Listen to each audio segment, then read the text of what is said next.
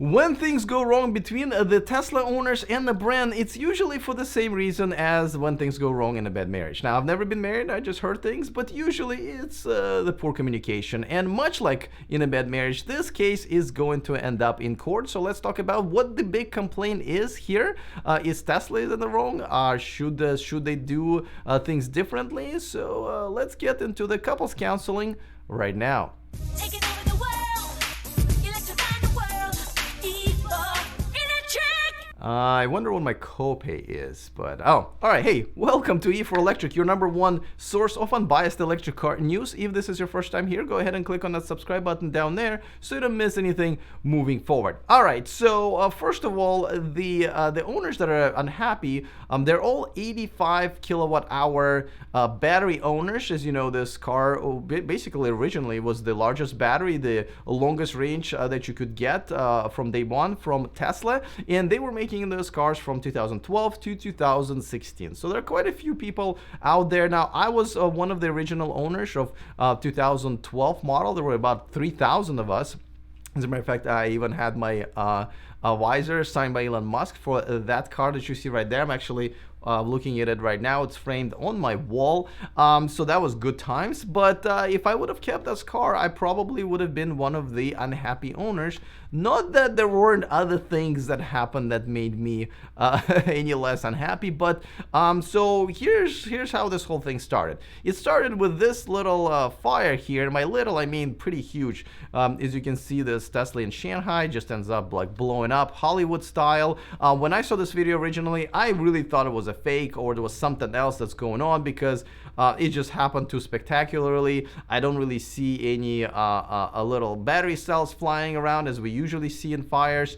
So I just wasn't really that convinced, but apparently it was a real fire. There were a couple of other real fires, apparently because of the same reason. So what Tesla ended up doing, they ended up pushing an over-the-air update.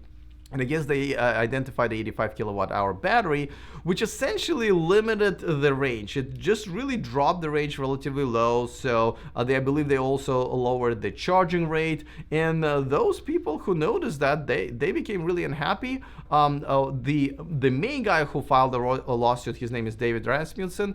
He said this in his statement to electric.co. He said, my 2014 Model S85 was getting rated a range of 247 miles until May 13th. Now, after the next update, it continued to drop to now 217 miles.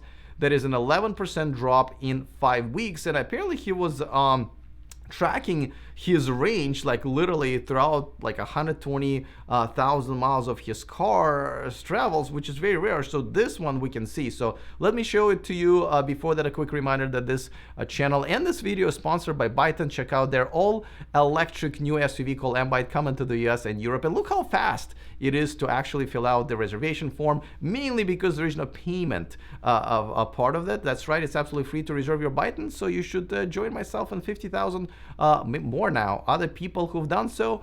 Go to the description of this video and reserve your Byton today. I'm literally tripping over myself because I'm so excited about this because we're getting there. Now, I'm actually going to get to a test drive one in about a week, so I'll definitely bring that report to you. But back to this story, back to other people's problems. So the chart that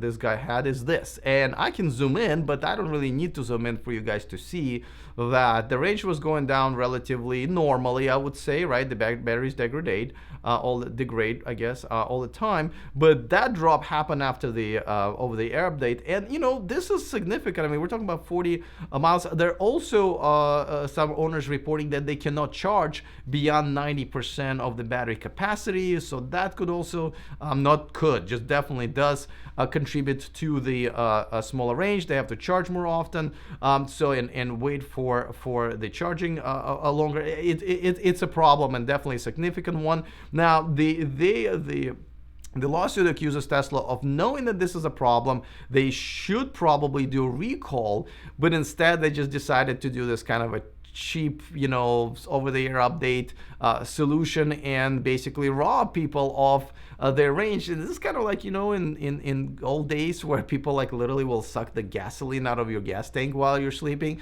Well, this is kind of how they're looking at it, is that Tesla is just shrinking their fuel tank, which in this case seems to be the case. Now, Tesla responded and said a very small percentage of owners of older Model S and Model X vehicles may have noticed a small reduction in range when charging to a maximum state of charge following a software update designed to improve battery longevity.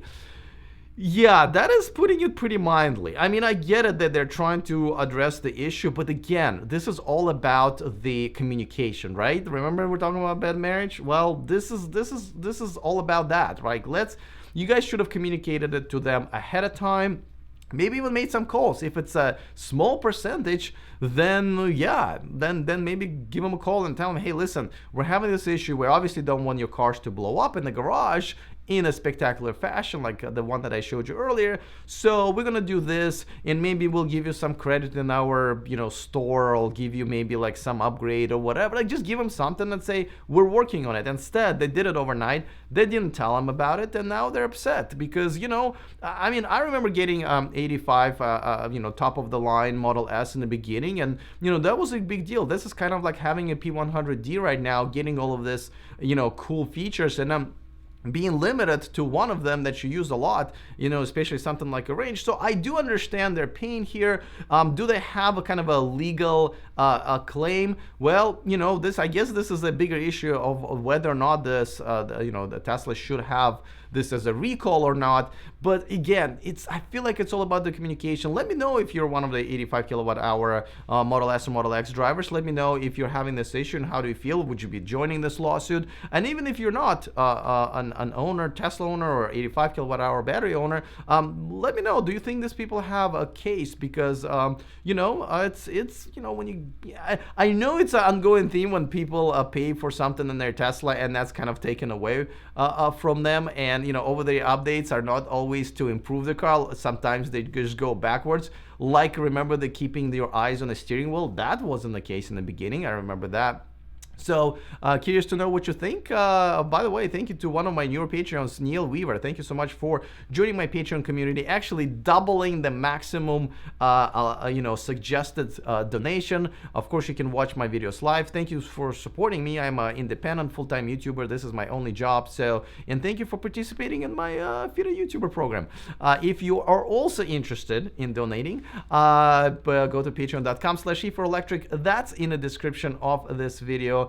And another thing that you'll find there, but this one's actually for free, that's our VIP list, getting on there for free. It's a bonus story that we send out every Saturday. A lot of you enjoy it, and that's growing, so I'm really happy about that. Our writer AJ works on the stories pretty hard. These are the stories we just can't fit in to either on the channel or our website, so you just get them for free in our inbox. So definitely go ahead and check that out. Other than that, looking forward to your comments. And of course, remember to stay charged.